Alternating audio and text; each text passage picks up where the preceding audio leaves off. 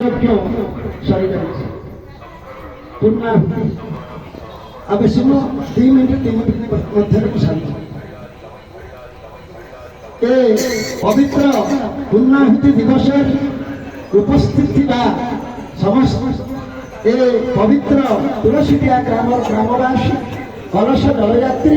यज्ञ उद्योक्ता समस्त शुभ शुभ चिंतन करुछि ए पवित्र रुद्रपीठ ठाकुर को डाकुछि जोरहस्त ए ग्रामवासी मानकर मंगल करने उद्देश्य ठाकुर को प्रार्थना करुछि 3 दिन होगा ब्राह्मण आपण घर को ब्राह्मण को निमंत्रण कर कौन पूजा कार्य ब्राह्मण पूजा संगे आशीर्वाद करे कर्ता कर्ता आशीर्वाद करे आशीर्वाद शोकटे पड़ी आशीर्वाद करी ये 5 मिनिट मध्य आशीर्वाद को शेष करी आपण मुंडे आशीष हजार ही पड़ो ठाकुर आशीष देवे ये आशीर्वाद कथा मन पड़ू 11 तारीख यज्ञ आरंभ होगा 11 तारीख घटना आपण ग्राम कथा शैलपीठ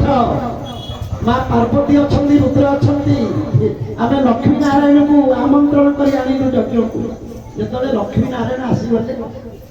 सबु देवता माने इंद्रादी दशमी प्राण समस्त वास्तु देवता ज्योतिनी देवता चंडी देवता समस्त आसते लक्ष्मी नारायण आसगले संगे संगे लक्ष्मी देवी कौन कले से 11 तारीख दिन घटना चलीगले मंदिर को जाई डाकिले हे गंगाधर पत्नी प्रथम ये कथाटी कहीदे लक्ष्मी देवी मु कहनी ये आशीर्वाद श्लोक कहूँ लक्ष्मी देवी पहुंची जाई डाकिले हे गंगाधर पत्नी भारी अपदस्थ हो गले माँ पार्वती पीठेश्वरी माँ पार्वती मनरे दुख भाव जात होगा तो कौन है पति परायण नारी पतिव्रता नारी आदि आक्षेप कर कहले मोर कौन पुओ गणेश कार्तिक हे कार्तिक जननी हे गणेश जननी नकई मो स्वामी को नाम धरी कहले हे गंगाधर पत्नी भारी मन दुखिता हो गले माँ पार्वती से छाड़ा लोक नुहति से ईर्षा परायण कहले चक्रीबधू किंग स्वामी को नाम धरिक डाकिदे जो कहले गंगाधर पत्नी गंगा धार यदि गंगा को धारण कर गंगाधर महादेव हे महादेव पत्नी जो कहीदे ये ईर्षा परायण है पार्वती देवी कहले चक्रीबधू किंग चक्री नारायण को चक्री कहे चक्र को हाथ में धरते चक्री हे चक्रीबधू किंग कौन कह लक्ष्मी मन दुख होगा गंगाधर पत्नी कहला से मत मो स्वामी को आक्षेप कर कहले मो स्वामी को नाम धरी कहले चक्रीबधू की अति रागी गले लक्ष्मी से भारी रागी जो नारायण को छाड़ी लक्ष्मी पड़े जाते रागी गले से पचारि देले किं पुत्रास्ति सौ नर्तक तोर नाटुआ स्वामी मारिक गला शिव होचनी नर्तक प्रिय नाच करती श्मशान भस्म को शरीर में जोड़ी है भूत प्रेत गणरे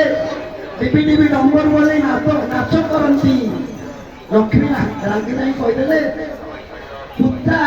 क्यों पुत्रा संस नर्तक हे गंगाधर पत्नी चक्रीबधू किं पुत्रास्ति असौ नर्तक कि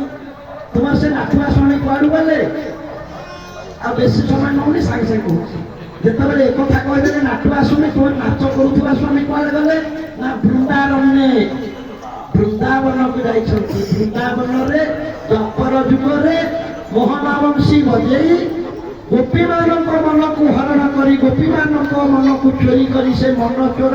वृंदावन रे से सहित रासक्री करुथिले पार्वती कहीदे मो स्वामी वृंदावन रे अछंती गोपी मानक सहित रासक्री करथिले जेतले पार्वती एक कथा कहीदे लक्ष्मी की आहुरी बाथिला मो स्वामी द्वापर जुगरे से भले करुथिले वृंदारण्य भूमि तापर लक्ष्मी पचारे को सत्य बुझू की तो से साप को भल पाउथिबा स्वामी कुआड़े गले अंटार गोटे साप गुड़े दौरान बेकर गोटे साप गुड़े देकी मस्तक खड़ा तो से साप प्रिय स्वामी कुआड़े को साप को दुखी जो एक कथा कहले पार्वती कहले सत्यार्यस्य हृदय କାଳିଅ ହ୍ରଦକୁ ଯାଇଛନ୍ତି ପଦ୍ମ ତୋଳିବାକୁ। ଦ୍ୱାପର ଯୁଗରେ ସମସ୍ତେ ପୁରାଣ ପଢିଥିବ। କଂସକୁ ମନ୍ତ୍ରଣା ଦେଇଥିଲା ମନ୍ତ୍ରୀ ଯାହା କାଳିଅ ହ୍ରଦରେ କୃଷ୍ଣ ଯାଇ ପଦ୍ମ ତୋଳିଲେ କାଳିଅ ଦର୍ଶନ କରିବ ସେ ମରିବ। ସେ କହିଦେଲେ ଲକ୍ଷ୍ମୀ ପାର୍ବତୀ କହିଦେଲେ ସତ୍ କାଳିୟସ୍ୟ ହ୍ରଦେ, ମୋର ସେ ସର୍ବକୃତକୀ ସ୍ୱାମୀ କାଳିଅ ହ୍ରଦରେ ପଦ୍ମ ତୋଳିଛନ୍ତି। ବୃନ୍ଦାରଣ୍ୟ ଭୂମି ସର୍ବକୃତକୀ ସତ୍ କାଳିୟସ୍ୟ ହ୍ରଦେ ଦେଖିବ। ତାପରେ ଅତି ନିଚ କଥାଟିଏ କହିଦେଲେ, ଛୋଟ କଥାଟି କହିଦେଲେ। ଲକ୍ଷ୍ମୀ କହିଲେ, ଲକ୍ଷ୍ମୀ ଭାରି ଦୁଃଖ ମନ, ଲକ୍ଷ୍ମୀଙ୍କ ମନ ଦୁଃଖିତା ହେଇଗଲେ। ଲକ୍ଷ୍ମୀ ଦୁଃଖ ପ୍ରକାଶ କଲେ। ମୋ ସ୍ୱାମୀକି ଆକ୍ଷେପ କରି କହିଦେଲେ ସେ କାଳିଅ ହ୍ରଦରେ ପଦ୍ମ ତୋଳୁଛନ୍ତି। ତାପରେ ଲକ୍ଷ୍ମୀ ପଚାରିଲେ ଭିକ୍ଷ ପୁତ୍ର ଗତାସ୍ତି, ତୋର ସେ ଭିକାରୀ ସ୍ୱାମୀ କୁଆଡେ ଗଲା? ଭିକ୍ଷ ପୁତ୍ର ଗତାସ୍ତି, ପୁତ୍ର ଗତ। ଶିବ ଭିକ୍ଷା କରି ତାଙ୍କ ପରିବାରକୁ ପ୍ରତିପୋଷଣ କରନ୍ତି। ସଙ୍ଗେ ସଙ୍ଗେ ପାର୍ବତୀ କହିଲେ ଓ ସର୍ବକୃତକୀ ସତ୍କାର୍ଯ୍ୟ ଭିକ୍ଷ ପୁତ୍ର ଗତାସ୍ତି ଯଜ୍ଞ ସଦନେ, ଯଜ୍ଞ ସଦନକୁ ଯାଇଛନ୍ତି ଅନ୍ନ ଭିକ୍ଷା ମାଗିବାକୁ। ପୁରାଣରେ ଅଛି, ହରିବଂଶରେ ପଢିଥିବ। ଯେତେବେଳେ କୃଷ୍ଣ ଗାଈ ଚରଉଥିଲେ, ଅତି ଭୋକ ହେଲା, ବ୍ରାହ୍ମଣ ମାନେ ଯଜ୍ଞ କରୁଥିଲେ। ଯଜ୍ଞଶାଳାକୁ ଯାଇ ବ୍ରାହ୍ମଣୀ ମାନଙ୍କ ଠାରୁ ଅନ୍ନ ନେଇ ଆସିଥିଲେ। ଯଜ୍ଞ ଭୁବନେ ଭିକ୍ଷ ପୁତ୍ର ଗତାସ୍ତି ଯଜ୍ଞ ସଦନେ ବାସୋ ବିଷାଦି ବକି। ତାପରେ ପାର୍ବତୀଙ୍କୁ ପଚାରିଲେ ତୋର ବିଷପାନ କରୁଥିବା ସ୍ୱାମୀ କୁଆଡୁ ଗଲେ? ଯେତେବେଳେ ସମୁଦ୍ର ମନ୍ଥନ ହେଇଥିଲା, ବିଷ ବାହାରିଥିଲା, ସେ ବିଷକୁ ପାନ କରିବାରୁ ନୀଳକଣ୍ଠ ହେଇଯାଇଥିଲେ, କଣ୍ଠ ନୀଳକଣ୍ଠ ହେଇଯାଇଥିଲା। ଯେତେବେଳେ ଏ ବିଷ କଥା କହିଲେ ସଙ୍ଗେ ସଙ୍ଗେ ପାର୍ବତୀ ପୁଣି ରାଗିଗଲେ, ଆହୁରି ରାଗିଲେ। କହିଲେ ତାହେଲେ ମୋ ସ୍ୱାମୀ ବିଷ ପାନ କରିଥିଲେ, ଆ ସ୍ୱାମୀ କଣ ବିଷ ପାନ କରିନି? କହିଦେଲେ କୋଡେ ସିଆ ଦିଦି ପଦ୍ମଜା, କୋଡେ ପୁତନା କୋଳରେ ରହି କ୍ଷୀର ପାନ କରୁଛନ୍ତି। ପୁତନା କୋଳରେ କ୍ଷୀର ପାନ କରୁଥିଲେ କୃଷ୍ଣ, କ୍ଷୀର ସହିତ ତାର ପ୍ରାଣକୁ ଶୋଷି ନେଇଥିଲେ। ଏବଂ ଭୂତା এইভাবে